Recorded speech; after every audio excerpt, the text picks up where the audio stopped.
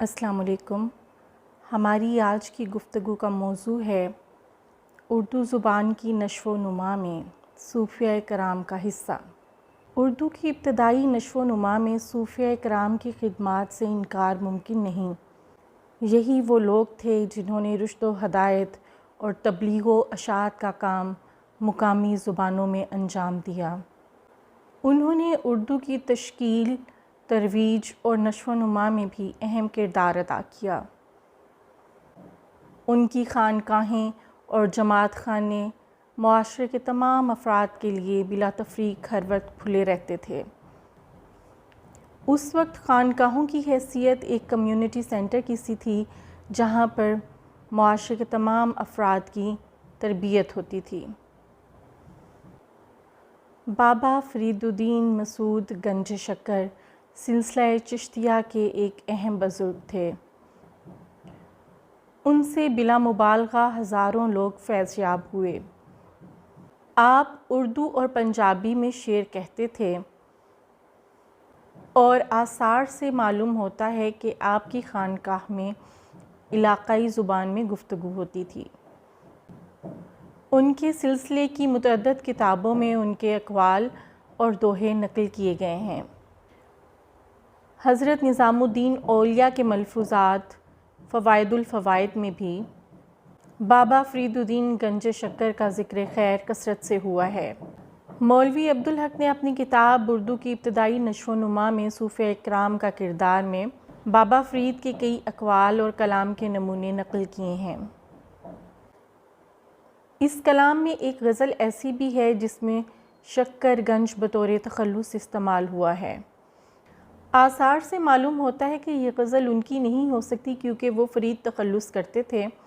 عین ممکن ہے کہ یہ غزل ان کے کسی عقیدت مند نے کہی ہو اور وہ بابا فرید الدین گنج شکر کے کسی قول یا ان کی کسی گفتگو سے ماخوذ ہو۔ شیخ حمید الدین ناگوری خواجہ غریب نواز کے مرید اور خلیفہ تھے۔ وہ ناگور کے رہنے والے تھے۔ بابا اردو نے اپنی کتاب میں ان کے والد گرامی کا ایک فقرہ نقل کیا ہے جو اس بات کا غماز ہے کہ اس زمانے میں ہندوی زبان خانقاہوں، بازاروں اور گھروں میں بولی جاتی تھی۔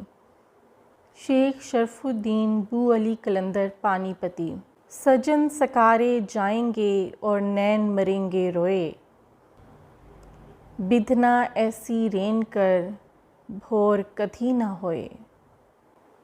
حضرت نظام الدین اولیاء کی مادری زبان پوربی تھی۔ وہ عربی اور فارسی کے علاوہ پوربی زبان کے اندر گفتگو کرتے تھے۔ ان کی خانقاہ میں ایک ایسی زبان کی نشو و نما اور تشکیل و تہذیب ہو رہی تھی جس میں مقامی زبانوں کے ساتھ ساتھ ترکی، عربی اور فارسی زبانوں کے الفاظ بھی شامل ہو رہے تھے۔ امیر خسرو فارسی زبان کے مشہور شاعر تھے۔ انہوں نے مختلف اصناف میں اشعار کہے۔ ان کی مثنویاں اور غزلیں ہماری شعری روایت کا اہم سرمایہ ہیں۔ وہ حضرت نظام الدین اولیاء کے محبوب مرید تھے۔ انہوں نے افضل الفوائد کے نام سے اپنے پیر و مرشد کے ملفوظات بھی قلم بند کیے۔ وہ موسیقی کے ماہر تھے۔ انہوں نے ایرانی اور ہندوستانی موسیقی کو باہم ملا کر موسیقی کی ایک نئی طرز کی بنیاد ڈالی۔ کئی نئے راگ اور راگنیوں کا اضافہ کیا۔ زمانے کے تغیر و تبدل کے ساتھ ساتھ ان کے ہندوی کلام میں تصرفات اپنا رنگ دکھاتے رہے۔ ان کا ایک دوہا گوری سووے سیج پہ اور مکھ پہ ڈارے کیس، چل خسرو گھر آپ نے سانجھ بھئی چوندیس، صدیوں سے تصوف کی کتابوں میں محفوظ چلا آ رہا ہے اور سماع کی محفلوں میں بھی تسلسل کے ساتھ روایت ہو رہا ہے۔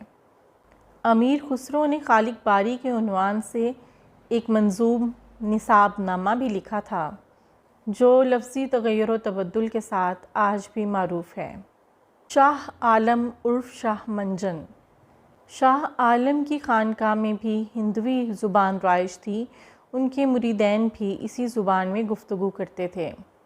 ان کے کئی فقرے ان کے ملفوظاتی مجموعوں اور تذکروں میں محفوظ ہو گئے۔ اس زمانے کی زبان کی کچھ رنگ صوفیہ کے ملفوظات اور تذکروں میں محفوظ ہو گئے ہیں۔ ان کے مطالعے سے معلوم ہوتا ہے کہ اس دور میں ہندوی زبان اپنے تشکیلی مراحل سے گزر رہی تھی اور صوفیہ اس زبان میں اپنے روحانی تجربات کا اظہار کر رہے تھے۔ مختلف زبانوں اور بولیوں کے الفاظ اس میں فطری طور پر شامل ہو رہے تھے۔ خاص طور پر پنجابی، ملتانی، سندھی، کھڑی بولی، دکنی اور برج بھاشا کے اثرات نمایاں ہیں۔ ڈاکٹر جمیل چالبی کے بقول 9ویں اور 10ویں ہجری میں اس کا رواج اتنا عام ہو چکا تھا کہ مسجدوں اور مزاروں پر کتبے اسی زبان میں لگائے جاتے تھے۔ شیخ عبدالقدوس گنگوہی سلسلہ چشتیہ کے اہم بزرگ تھے۔ وہ فارسی اور برج بھاشا کے شاعر بھی تھے۔ برج بھاشا میں ان کا تخلص لکھداس تھا۔ ان کے دوہے اور اشعار ان کی روحانی کیفیات کے ترجمان ہیں۔ ان کے مکاتیب بھی صوفی حلقوں میں بہت معروف ہیں۔ شاہ برہان الدین جانم شاہ میراں جی شمس العشاق کے فرزند تھے۔ وہ صوفی بھی تھے اور عالم بھی۔ وہ شاعر بھی تھے اور نثر نگار بھی۔ وہ سلسلہ چشتیہ میں اپنے والد بزرگوار کے مرید اور خلیفہ تھے۔ شعر و سخن میں انہوں نے بہت کچھ کہا۔ دینی اور مذہبی شاعری ان کی پہچان ہے۔ انہوں نے تصوف کے مختلف موضوعات پر کم و بیش 10 منظوم رسالے قلم بند کیے۔ ان کی مثنویاں اور دوہے اپنے خیال اور اسلوب بیان کے حوالے سے نہایت اہمیت کے حامل ہیں۔ کانٹا چھانٹا پھل اور پھول، شاخ برگ سب دیکھ اصول۔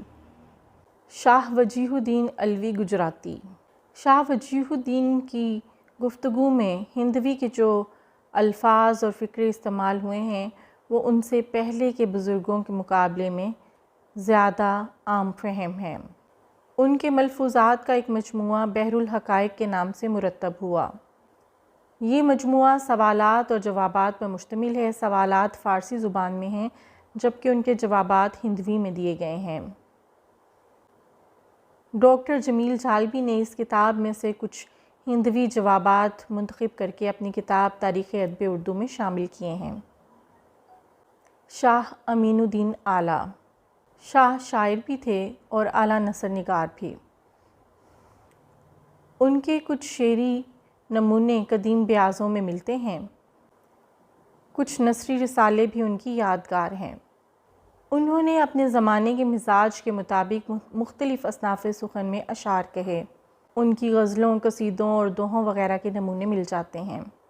ان تمام صوفیہ کرام کے ملفوظات اور کلام اس بات کے غماز ہیں کہ ہندوی کی تشکیل اور نشو و نما میں ان کی خدمات سے انکار ممکن نہیں۔ انہوں نے ارشاد اور تبلیغ کی ترویج اور اس کے مؤثر ابلاغ کے لیے ہندوی زبان کو اپنا ذریعہ بنایا اور یوں اسے بے پناہ فائدہ عطا کیا۔ آج کے موضوع کے حوالے سے بس اتنی ہی گفتگو۔ آئندہ لیکچر میں ایک نئے موضوع کے ساتھ پھر حاضر ہوں گے۔ اللہ حافظ۔